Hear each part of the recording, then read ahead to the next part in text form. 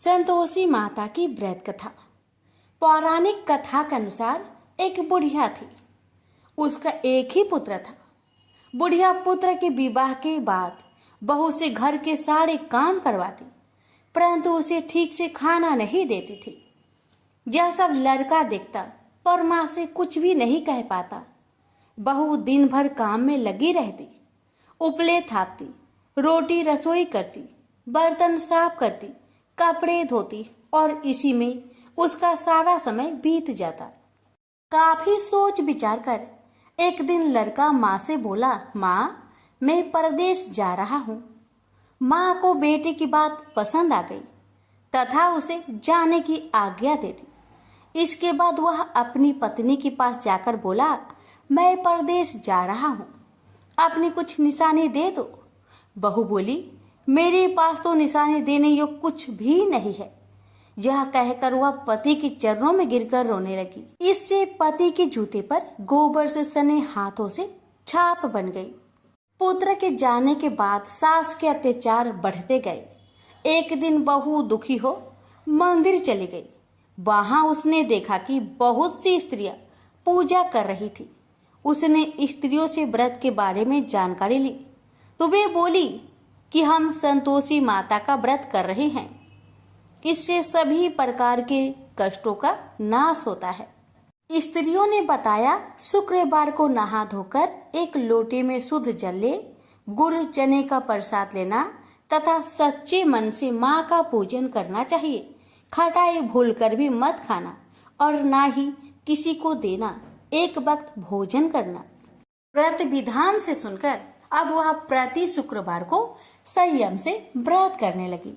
माता की कृपा से कुछ दिनों के बाद पति का पत्र आया।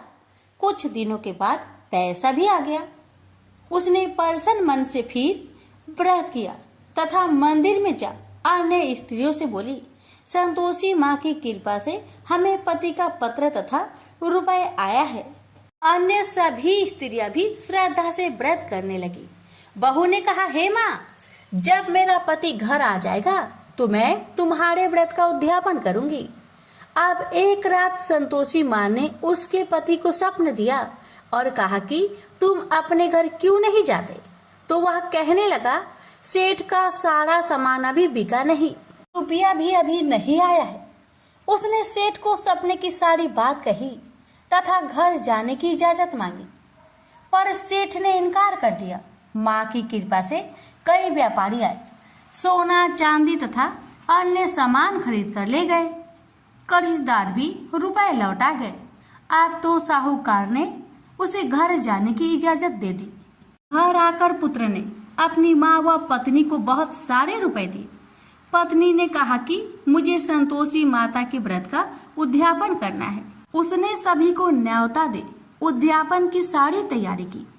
पड़ोस की एक स्त्री उसे सुखी देख ईर्ष्या करने लगी थी। उसने अपने बच्चों को सिखा दिया कि तुम भोजन के समय खटाई जरूर मांगना। उद्यापन के समय खाना खाते खाते बच्चे खटाई के लिए मचल उठे तो बहू ने पैसे देकर उन्हें बहलाया। बच्चे दुकान से उन पैसे की इमली खटाई खरीदकर खाने लगे तो बहू पर माता ने कोप किया। राजा के दूत उसके पति को पकड़कर ले जाने लगे तो किसी ने बताया कि उद्यापन में बच्चे ने पैसे की इमली खटाई खाई है। तो बहू ने पुनः व्रत के उद्यापन का संकल्प किया। संकल्प के बाद वह मंदिर से निकली तो राह में पति आता दिखाई दिया। पति बोला, इतना धन जो कमाया है उसका कर राजा ने मांगा था।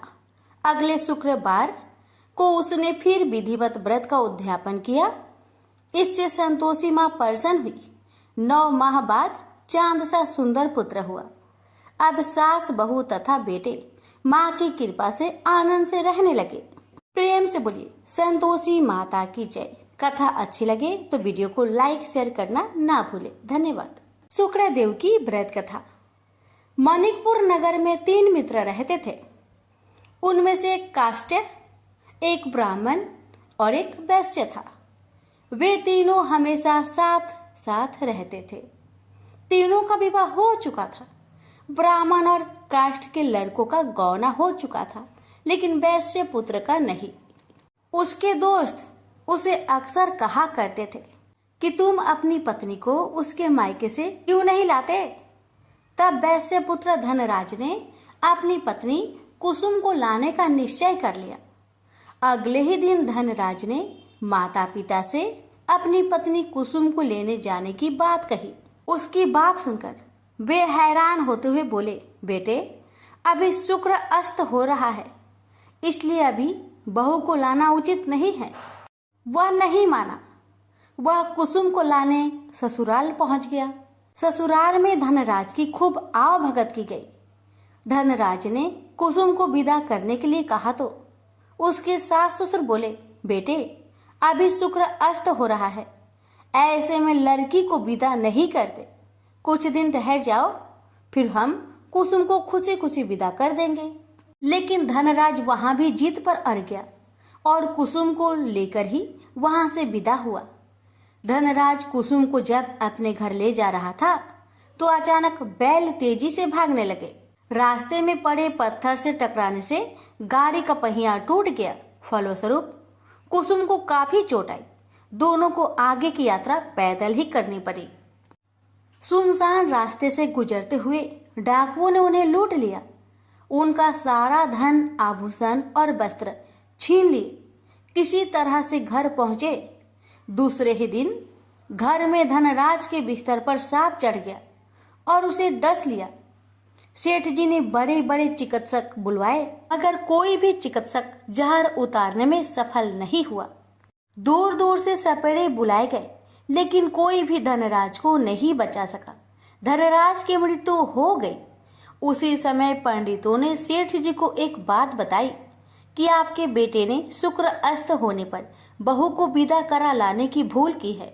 यदि आप शुक्रवार की पूजा अर्चना करें और बहू शुक्रवार का व्रत करे तथा कथा सुनकर प्रसाद ग्रहण करे तो शुक्र देवता की अनुकंपा से धनराज पुनः जीवित हो सकता है। सेठ जी ने पंडितों की बात मानकर अपने मृत बेटे और बहू को वापस उसके ससुराल भेज दिया। कुसुम ने अपने घर पहुंचकर शुक्रवार का व्रत और पूजा पाठ की। उसने अपने पति की गलती के लिए शुक्र देवता से क्षमा मांगी। फलस्वरूप धनराज जीवित हो उठा। धनराज के जीवित हो जाने से घर में खुशियां भर गई।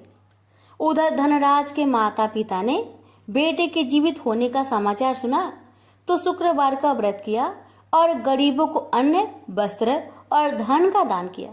शुक्र के उदय होने पर धनराज अपनी पत्नी कुसुम के साथ घर लौट आया। दोनों पति पत्नी शुक्रवार का विधिवत व्रत करते हुए शुक्र की पूजा करने लगे। उनके घर में धन्य धान्य की वर्षा होने लगी। उनके सभी कष्ट दूर होते चले गए। परिवार में सभी आनंद पूर्वक रहने लगे। एक समय की बात है। काशी निवासी धनंजय की पत्नी का नाम सुलक्षणा था। उसे अन्य सब सुख प्राप्त थे, केवल निर्धनता ही उसके दुख का एकमात्र कारण थी। यह दुख उसे हर समय सताता रहता था।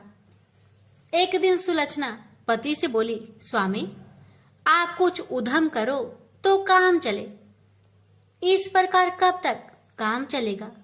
सुलक्षणा की बात धनंजय के मन में बैठ गई और वह उसी दिन विश्वनाथ शंकर जी को प्रसन्न करने के लिए बैठ गया और कहने लगा, हे देवाधिदेव विश्वेश्वर, मुझे पूजा पाठ कुछ नहीं आता है, केवल आपके भरोसे बैठा हूँ। इतनी विनती करके वह 2-3 दिन भूखा प्यासा बैठा रहा। यह देखकर भगवान शंकर ने उसके कान में अन्नपूर्णा अन्नपूर्णा अन्नपूर्णा इस प्रकार 3 बार कहा। यह कौन क्या कह गया? इसी सोच में धनंजय पड़ गया कि मंदिर से आते ब्राह्मणों को देखकर पूछने लगा, पंडित जी अन्नपूर्णा कौन है? ब्राह्मणों ने कहा, तू अन्न छोड़कर बैठा है, सो तुझे अन्न की बात सूझती है, जा घर जाकर अन्न ग्रहण कर। धनंजय घर गया, स्त्री से सारी बात कही। वह बोली, नाथ चिंता मत करो, स्वयं शंकर जी ने यह मंत्र दिया है, वे स्वयं ही खुलासा करेंगे। आप फिर जाकर उनकी आराधना करो। धनंजय फिर जैसा कि तैसा पूजा में बैठ गया। रात्रि में शंकर जी ने आज्ञा दी और कहा, तू पूर्व दिशा में चला जा। वहाँ अन्नपूर्णा का नाम जपता जाता और रास्ते में फल खाता, झरनों का पानी पीता जाता। इस प्रकार कितने ही दिनों तक चलता गया। वहां उसे चांदी सी चमकती वन की शोभा देखने में आई। सुंदर सरोवर देखने में या उनके किनारे कितनी ही अप्सराएं झुंड बनाए बैठी थी। एक कथा सुनाती और सब मिलकर माँ अन्नपूर्णा इस प्रकार बार बार कहती थी। जहाँ अगहन मास की उजेली रात्रि थी और आज से ही व्रत का प्रारंभ था। जिस शब्द की खोज करने वह निकला था वह उसे वहां सुनने को मिला। धनंजय ने उसके पास जाकर पूछा, हे देवियों, आप यहाँ क्या करती हो? उन सब ने कहा, हम माँ अन्नपूर्णा का व्रत करती हैं। धनंजय ने पूछा, व्रत पूजा करने से क्या होता है? यह किसी ने किया भी है? इसे कब किया जाए? कैसा व्रत है और कैसी विधि है? मुझसे भी विस्तार से बताओ। वे कहने लगी, इस व्रत को सब कोई कर सकते हैं। 21 दिन तक के लिए 21 गांठ का सूत लेना चाहिए। 21 दिन यानी न बने तो एक दिन उपवास करे, या भी ना बने तो केवल कथा सुनकर प्रसाद ले। निराहार रहकर कथा कहे, कथा सुनने वाला कोई न मिले तो पीपल के पत्तों को रख, चौपाड़ी या घृत कुमारी वृक्ष को सामने कर, दीपक को साक्षी कर, सूर्य गाय तुलसी या महादेव को बिना कथा सुनाए मुख में दाना न डाले। यदि भूल से कुछ पड़ जाए तो एक दिवस फिर उपवास करे। व्रत के दिन क्रोध न करे और झूठ ना बोले। धनंजय बोला, इस व्रत के करने से क्या होगा? वे कहने लगी, इसके करने से अंधों को नेत्र मिले, लुल्लू को हाथ मिले, निर्धन के घर धन आए, बाझिन को संतान मिले, मूर्ख को विद्या आए। जो जिस कामना से व्रत करे माँ उसकी इच्छा पूरी करती है। वह कहने लगा, बहनों, मेरे पास भी धन नहीं है, विद्या नहीं है, कुछ भी तो नहीं है। मैं तो दुखिया ब्राह्मण हूँ। मुझे इस व्रत का सूत दोगी? हाँ भाई, तेरा कल्याण हो, हम तुम्हें अवश्य देंगे। ले, इस व्रत का मंगल सूत्र ले। धनंजय ने व्रत किया। व्रत पूरा हुआ। तभी सरोवर में से 21 खंड की स्वर्ण सीढ़ी हीरा मोती जड़ी हुई प्रकट हुई। धनंजय अन्नपूर्णा अन्नपूर्णा कहता जाता था। इस प्रकार कितनी ही सीढ़ियां उतर गया तो क्या देखता है कि करोड़ों सूर्य से प्रकाशमान अन्नपूर्णा का मंदिर है। उसके सामने स्वर्ण सिंहासन पर माता अन्नपूर्णा विराजमान है। सामने भिक्षा हेतु शंकर भगवान खड़े हैं। देवांगनाएं चवर डुलाती है। कितनी ही हथियार बांधे पहरा देती है। धनंजय दौड़कर जगदम्बा के चरणों में गिर गया। देवी उसके मन का कलेश जान गई। धनंजय कहने लगा, माता, आप तो अंतर्यामी हो, आपको अपनी दशा क्या बताऊं? माता बोली, मेरा व्रत किया है, जा, संसार तेरा सत्कार करेगा। माता ने धनंजय की जिह्वा पर बीज मंत्र लिख दिया। अब तो उसके रोम रोम में विद्या प्रकट हो गई। इतने में क्या देखता है कि वह काशी विश्वनाथ के मंदिर में खड़ा है। माँ का वरदान ले धनंजय घर आया। सुलक्षणा से सब बात कही। माता जी की कृपा से उसके घर में संपत्ति उमड़ने लगी। छोटा सा घर बहुत बड़ा गिना जाने लगा। जैसे शहद के छत्तों में मक्खियां जमा होती है, उसी प्रकार अनेक सगे संबंधी आकर उसकी बड़ाई करने लगे। कहने लगे, इतना धन और इतना बड़ा घर, सुंदर संतान नहीं हो तो इस कमाई का कौन भोग करेगा? सुलक्षणा से संतान नहीं है, इसलिए तुम दूसरा विवाह करो। अनिच्छा होते हुए भी धनंजय को दूसरा विवाह करना पड़ा और सुलक्षणा को सौत का दुख उठाना पड़ा। इस प्रकार दिन बीतते गए और अगहन मास आया। नए बंधन से बंधे पति से सुलक्षणा ने कहलाया कि हम व्रत के प्रभाव से सुखी हुए हैं, इस कारण यह व्रत छोड़ना नहीं चाहिए। यह माता जी का प्रताप है जो हम इतने संपन्न और सुखी हैं।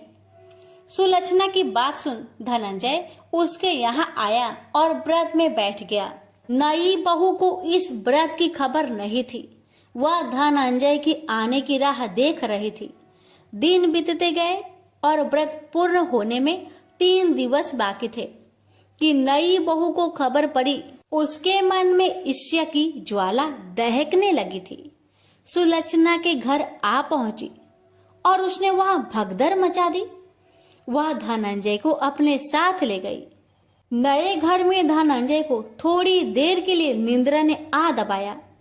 इसी समय नई बहू ने उसका व्रत का सूत तोड़कर आग में फेंक दिया। अब तो माता जी का कोप जाग गया। घर में अकस्मात आग लग गई। सब कुछ जलकर खाक हो गया। सुलक्षणा जान गई और पति को फिर अपने घर ले आई। नई बहू रूठकर माता पिता के घर जा बैठी। पति को परमेश्वर मानने वाली सुलक्षणा बोली, नाथ घबराना नहीं, माता जी की कृपा अलौकिक है। पुत्र कुपुत्र हो जाता है पर माता कुमाता नहीं होती। अब आप श्रद्धा और भक्ति से आराधना शुरू करो, वे जरूर हमारा कल्याण करेगी। धनंजय फिर माता के पीछे पड़ गया। फिर वही सरोवर सीढ़ी प्रकट हुई। उसमें माँ अन्नपूर्णा कहकर वह उतर गया। वहां जा माता जी के चरणों में रुदन करने लगा।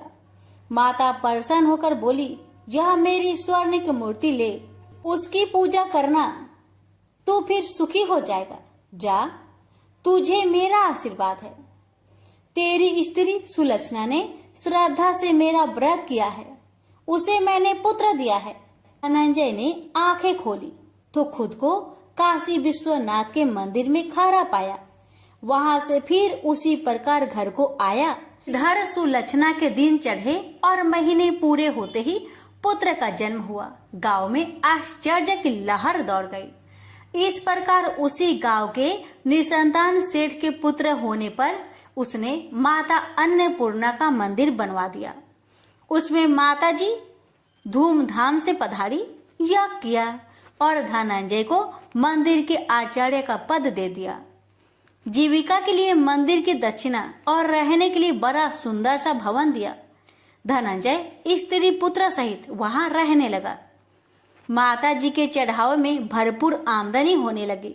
उधर नई बहू के पिता के घर डाका पड़ा, सब लूट गया।